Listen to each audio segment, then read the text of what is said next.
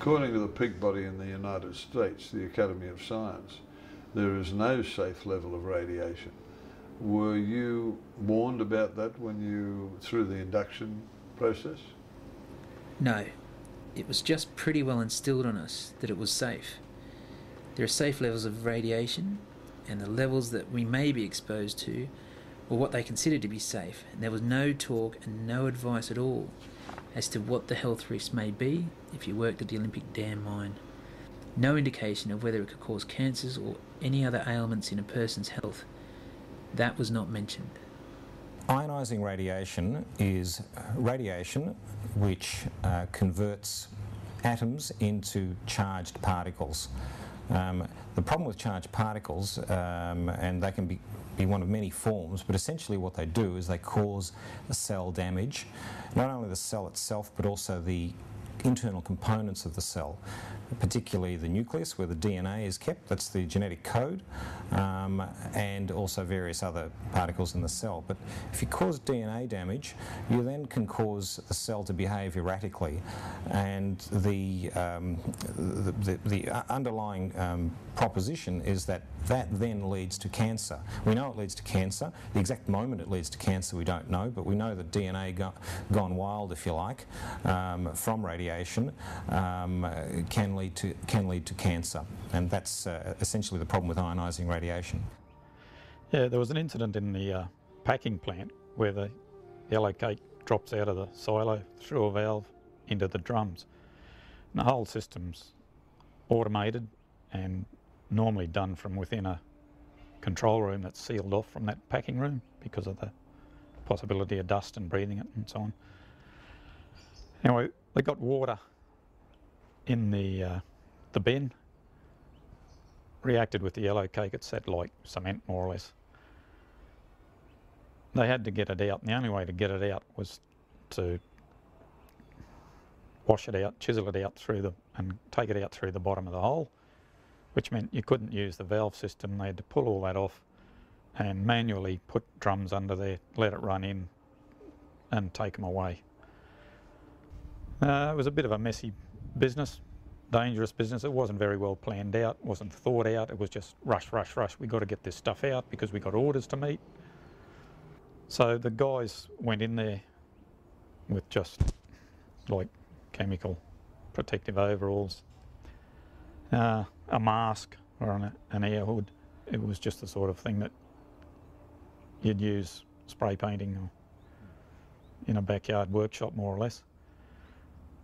The stuff was being splashed all over the place. They had guys in there hosing the floor to try and wash it down the drain, so it's being splashed up again. The mist's up in the air, breathing it, even if you're outside that room. It was just chaos, absolute chaos. Pipes that are blowing out. I mean, I've seen a pipe that's blowing out where they bandage it up like you bandage up a radiator. And then, a few days later it's blowing out. Anyone could be walking under that.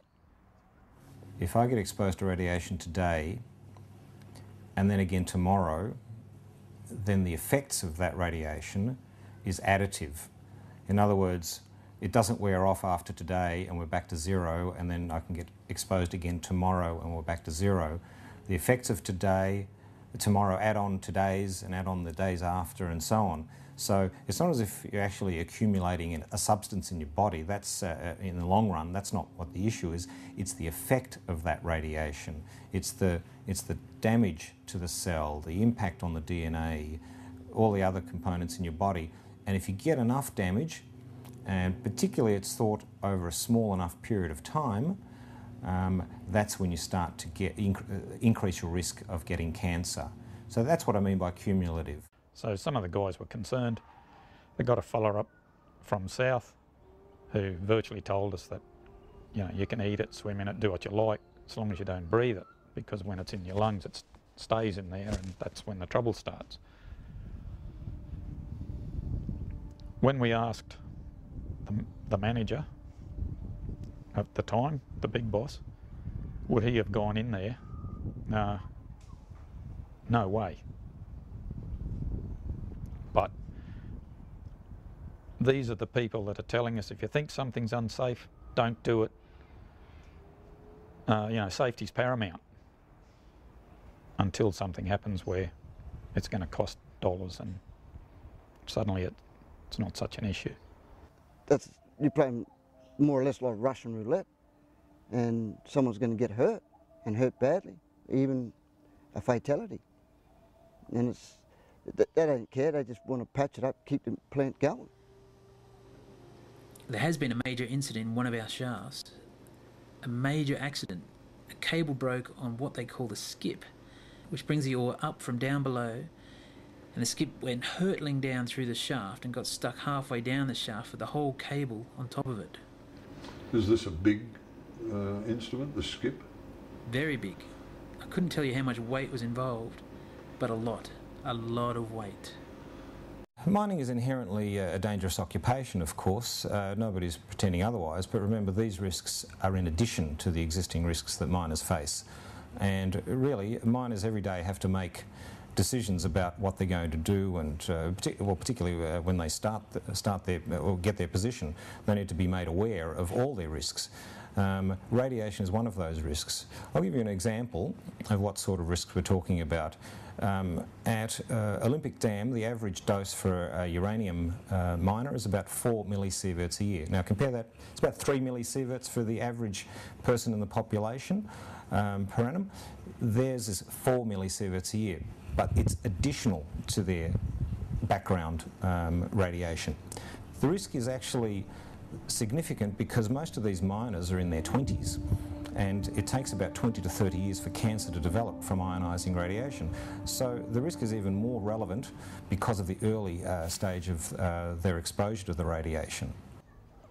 The uranium dust, the dust out of the crushers and so on, blows all over the plant. We had an incident where a guy actually walked through what they call a controlled area, which means there's reasonably concentrated uranium on the ground, got it on his boots, walked into the admin building. Well, all hell broke loose. So they don't want it in their office, but they're quite happy for us to work in it, swim in it, play in it, which we feel is a bit hypocritical. Employers have a duty of care to make their workers aware of that risk, and therefore the workers can make a considered, reasonable judgment about whether they want to work in that environment. Now, this is not to overblow the risk, but I don't want to underplay it either. It's just another risk that miners face, and they need to be aware of it, and it's the employer's responsibility to make them aware of it. A responsible miner wouldn't have a problem making their workers aware of it. My concern is that there are some miners out there who may underplay it, may say, look, it's too low to worry about it, you're already exposed to cosmic rays from outer space and everything, don't worry about it. And of course that sort of undermines the whole process of radiation protection, and that's hazardous to both the workers and those around them. They'll say things like, oh, well, we'll look into it. You know, we report to our immediate supervisors, morning meeting, yeah, we'll look into that. And well, some of the things I've been looking into for years, and nothing's happened. This is what's known as a TLD badge, or radiation exposure badge, which all radiation workers wear, and it determines our cumulative radiation dose. The sensitivity of the badge is to gamma radiation and, in my field, X radiation.